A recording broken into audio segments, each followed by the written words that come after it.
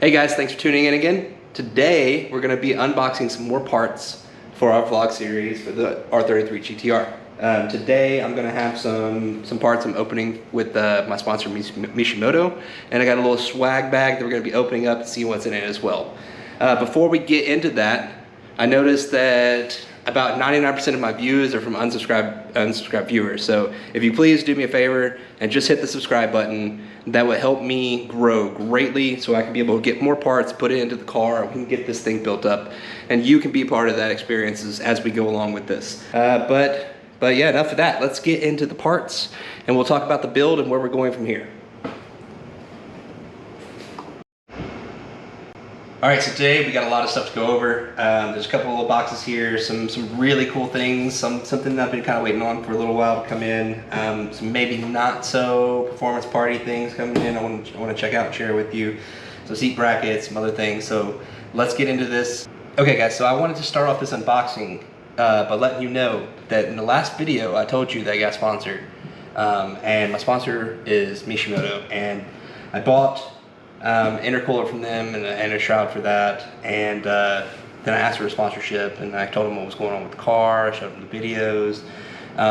They approved me for, I'm assuming this is like a junior sponsorship and we'll work our way up, but they sent me this really cool box with some grab bag stuff in it. I haven't opened it yet, so I'm assuming it's really cool. We're about to find out together, so let's get on into this and see what we got. So this is the swag bag. So let's open it up and see what we got.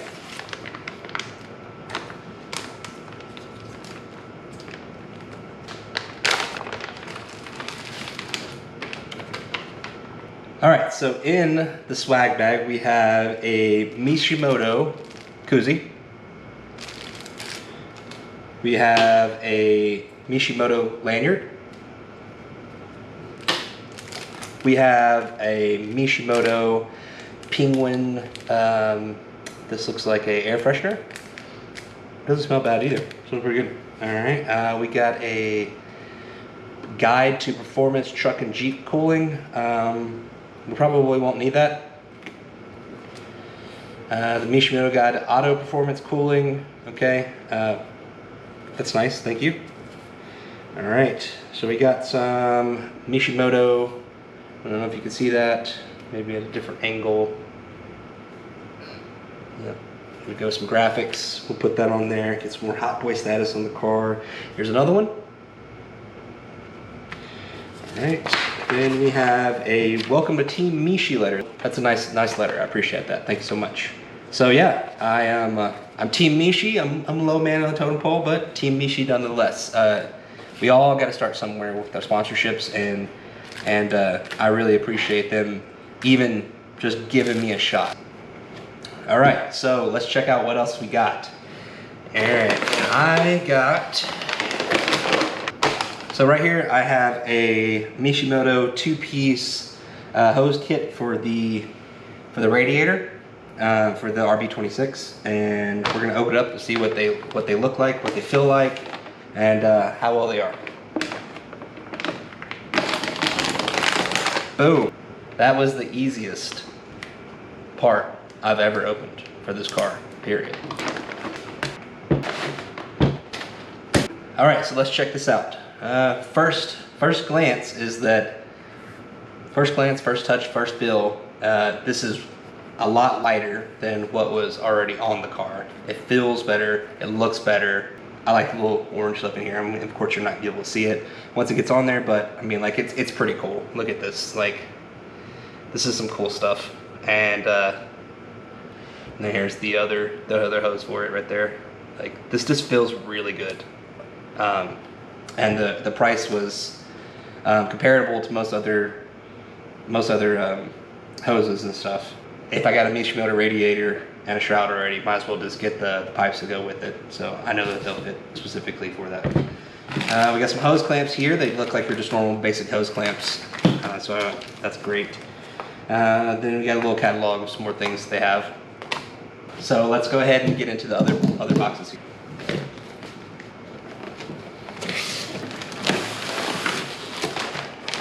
All right, so this looks like it's gonna be the fan shroud. So let's go ahead and get this open, and we'll play around with it, see what it's like.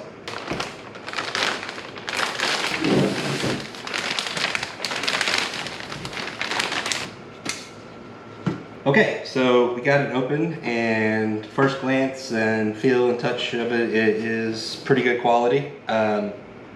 It's lighter than I thought it was going to be. I thought, because like holding the box, it seemed pretty heavy. This is super light, which is great, and the fan and the cables and all that stuff seem pretty good. I think there was supposed to be a little plastic piece like this one on this one. See, this one's got a plastic piece. This one doesn't. Oh, there it is. Never mind. It was just a little bit further down. It's all good. All good. Yeah, this is going to be cool. So we'll definitely put this on, the shroud on there. It's supposed to help with temps. I don't know. All I know is that the fan that was on the motor of my car was already broken. So this is going to be an upgrade for sure. Okay, let's open up the radiator box.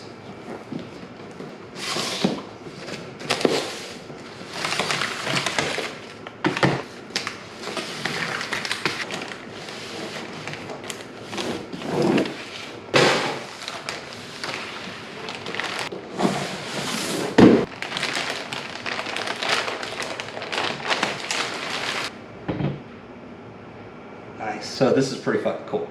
Yeah, I like this a lot. This is dope. Let's check this out.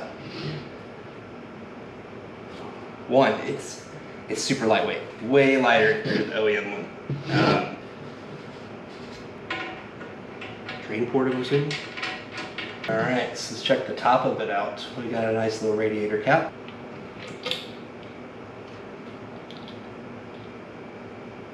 Oh, that's cool. This one I'm pretty excited for. I like this. This is nice. So definitely quality shit right here, and I definitely cannot wait to get it in the car and see what it looks like installed.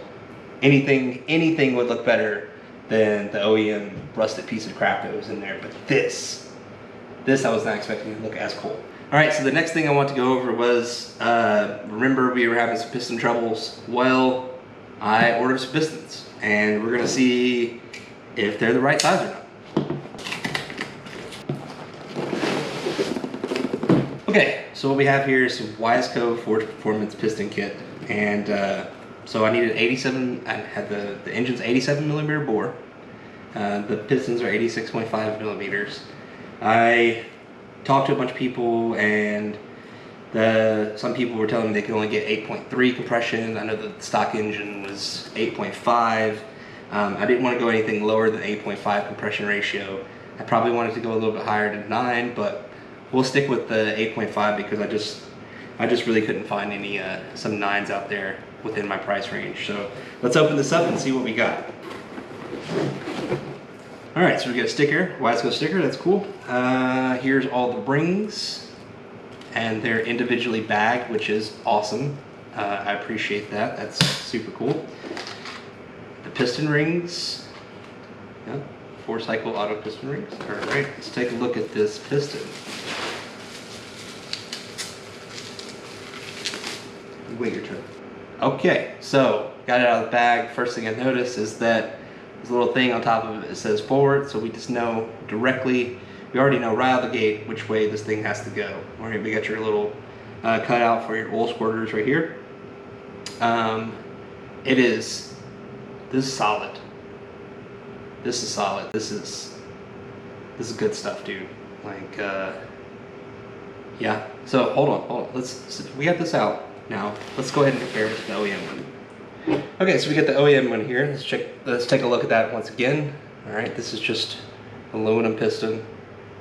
I don't believe they're forged, but I mean, it's not bad shape or anything like that. I mean, it's pretty old, and with all the ones are already crumbling, so there's no sense in just buying one piston and hoping the rest of them don't crumble. So let's just go ahead and replace them all for safety's sake. So if we compare this to this, right, we can just see on the sides, there's this protective coating here that apparently helps with the piston and the cylinder walls and sliding and so on and so forth, and it's just supposed to help all together. The rings, I think the rings on this one down here is a little bit wider. I'm not sure why specifically. I'm I'm sure that it's something to do with like oiling and cooling and so on and so forth. But you can tell, like, if you look, I don't know if I can get it on camera, but if you look right here, there's these little tiny lines all the way across this. Here, here. Just like lines all the way down it. I don't know why that's there. I'm sure that there's a reason for it. There's definitely not here on this one. This is light. This is heavy. I'm sure the weight comes with this this rod here, but this already seems pretty heavy.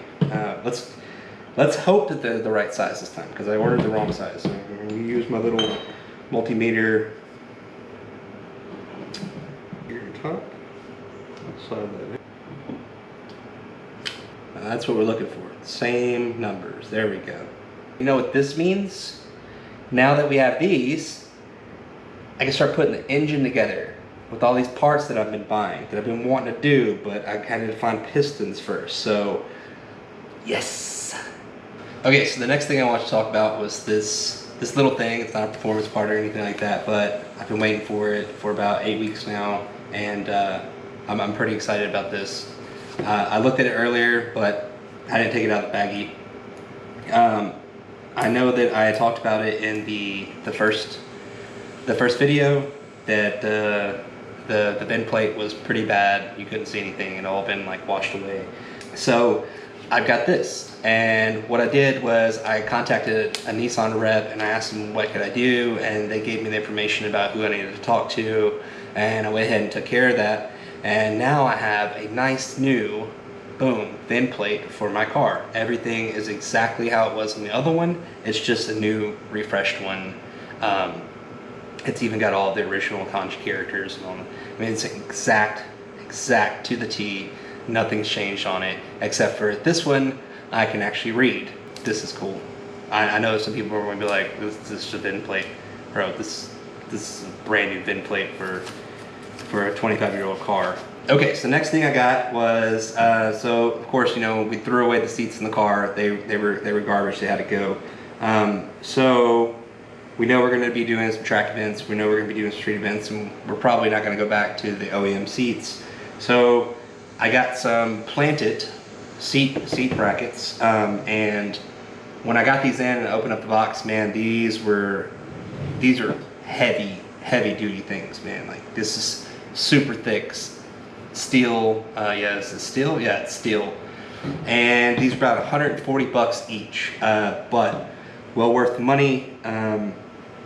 And I got both the driver and the passenger seat side. Unfortunately, I don't have seats right now because, well, the seats I want to buy are out of stock, and they keep telling me they don't know when they're going to come back in, but they will come back in. They're just, production is very slow with the whole coronavirus. So I can't wait to get these in.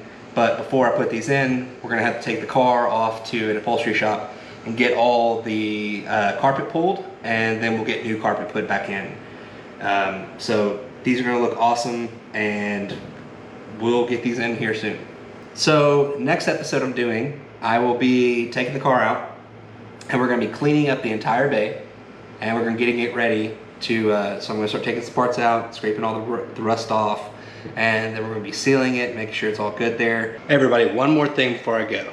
I noticed about 99% of my viewers are not subscribed to my channel. Now, if you like my content, please subscribe to my channel. If you don't like my content, that's up to you. Just, you know, give me a thumbs down, give me a thumbs up, you know, whatever. Give me some comments about what you think I should do for the car, what kind of ideas that you have, what do you think would look cool, so on and so forth. But please make sure to subscribe to my channel. So again, I want to thank everybody for watching, all the support that I've got from everybody out there in the car community, and it's been just heartwarming to see how many people have stepped up to help me and get me the right parts and tell me where to go, where to look, and so on and so forth. And it's been fantastic. So thank you to all the people that have been out there helping me, and I really appreciate everything you do. So until next time, peace.